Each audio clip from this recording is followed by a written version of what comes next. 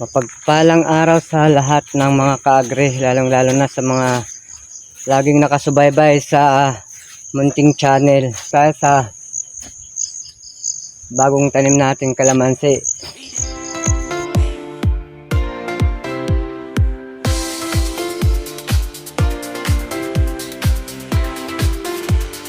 Eleven days na po ang tanim nating kalamansi. Balit patuloy pa rin ang ating monitor. Maraming salamat sa walang sawa niyong pagsuporta.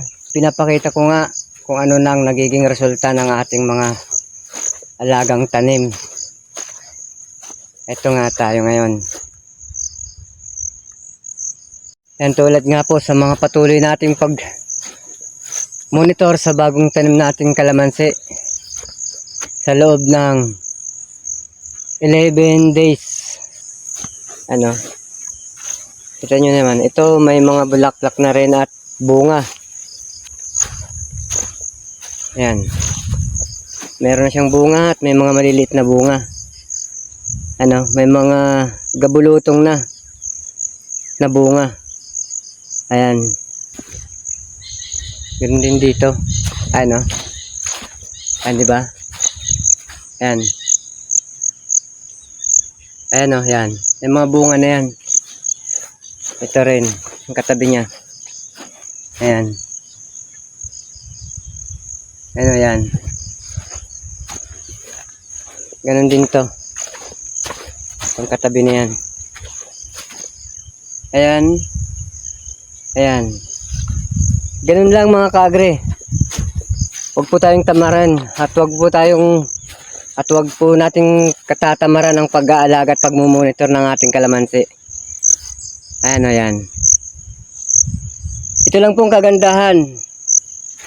Medyo mainit na nga. Dito rin ganun din. At dahil basang-basa pa naman yung lupa niya. Yan, kita. May mga bunga na siya. Ayan, at dumami na ang kanyang mga sanga. At may mga panibagong tubo na naman na sanga. Takpan ko na lang ng anino ko para makita ng mga kaagri natin. Ayan. Marami na nga yung mga sanga niya. Ayan, ganoon din dito. Doon. Ganoon din dito. Ayan, papunta doon. Dito rin sa katabi niya. Ayan. Ang gaganda ng kanyang bunga. Ayan. Ang dami niyang bunga. Subalit mga maliliit pa. Yan, tulad nga po sa sinasabi ko nga at natalakay natin sa mga nakaraang video natin. Kunin ko na itong malalaking bunga. May malaki, pitasin natin yan. Ganun din to. Tanggalin na natin at mag-iihaw nga ng isda para gawing pang sawsawan. Ayan. Ganun din doon. Ganun din dito. Ganun din. At nakita nyo naman yung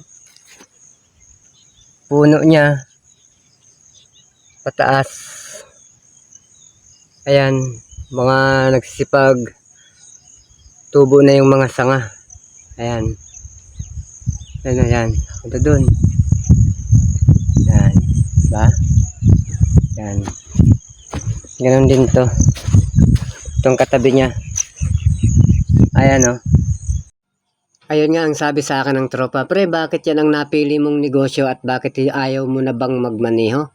Sagot ko naman, ito ang nakahiligan ko kasi dito may asenso. Ayoko naman na magiging buhay na parang isang gulong. Paikot-ikot na lang ito. Habang tumatagal, lumalaki. Tumataas at tumutubo kaya magkakaroon ka ng pagbabago sa buhay at dito may asenso. Nasa atin na lang yun. Nasa sayo na lang din yun kung ano ang nagiging hilig mo at hilig ko. At saka congrats na lang sa napili mong trabaho kasi ito sa akin negosyo. Tulad nga nito, ganito yan. Yan. Ganun. Kasi pag maraming sanga, syempre natural, dadami rin ang bunga. Kasi bawat sanga, mamumunga. May mga maliliit, malalaki yan. Tinatanggalan ko na rin ng mga malalaking bunga.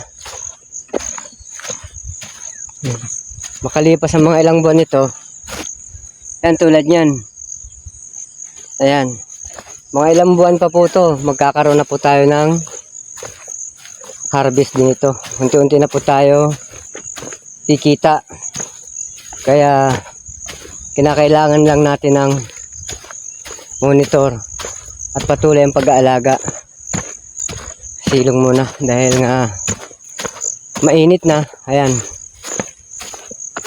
Dahil may mga malalaking bunga na, tinatanggal ko na po yan para hindi nga po mabibigatan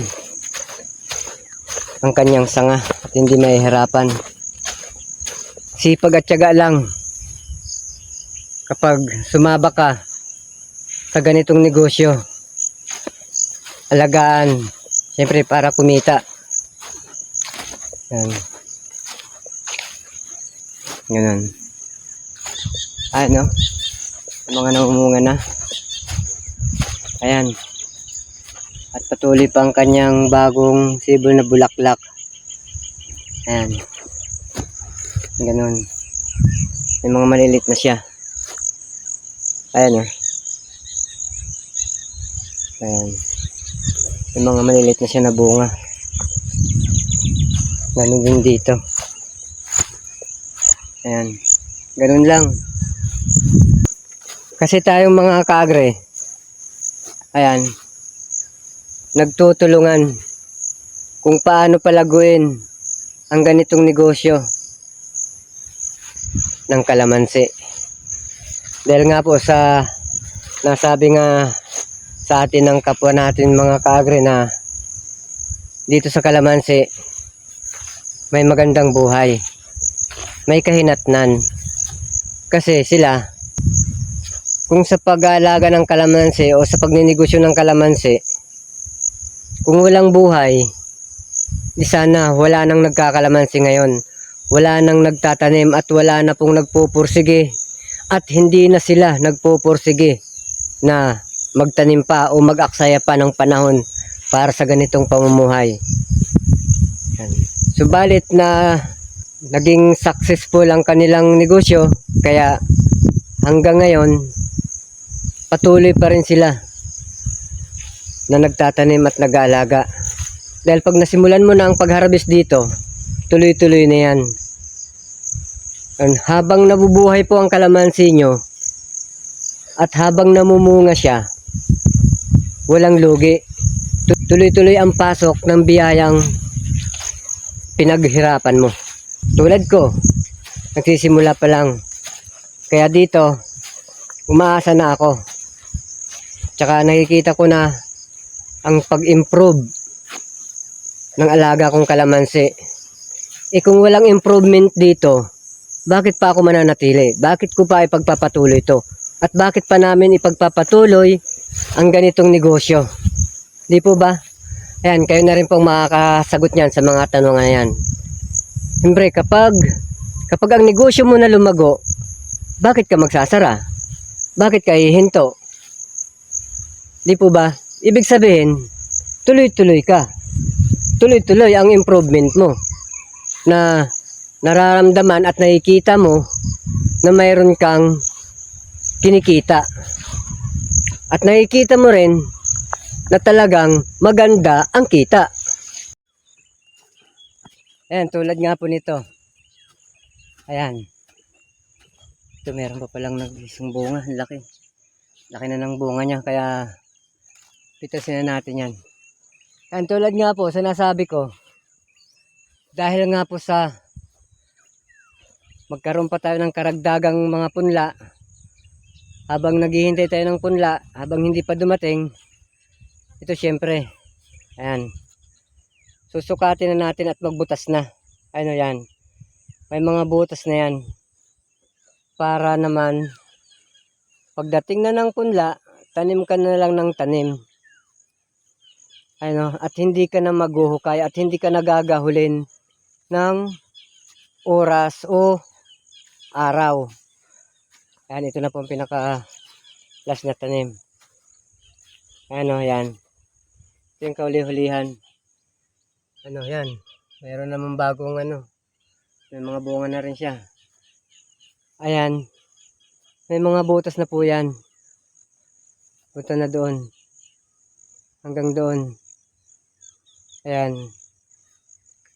Kasi nga, kaya naman ako nagbutas na para pagdating naman ng punla na tatanim natin, ayan, lagay na lang tayo ng lagay at tanim na lang tayo ng tanim. Ganun pa man, dahil nga sa magdaragdag pa tayo ng mga punla, siyempre para makuha mo ang sukat na 3x3, ayan, yung sukat na yan, 3x3 na yan. Ngayon, ganun pa man, siyempre, magsusukat ulit ako dito, ayan. Yan. Yan. Dito. Ayan, dito ang susukatan naman. Yan. Hanggang dun. Yan. Yan. Hindi pa ba yan? Hanggang dyan. Medyo may kalakihan pa naman ang susukatan ko. Ayan, mga butas na ngayon. Dito ngayon. Ayan. Tulad nyan. Dito na ako ngayon magsusukat. Yan. Diba? Oh, ito na yan. Ayan. Gawin dito na ako magsusukat ulit. Ayan. At may nakaprepare na nga. Dahil nga sa ito. At meron na rin akong ginawang stick na panukat. Ayan. 3 meters na pong haba na yan. Kaya hindi ka nagagamit pa ng metro para gawin mong pagsukat. Ayan, kanang naglagay dyan. Silong muna tayo. Silong muna.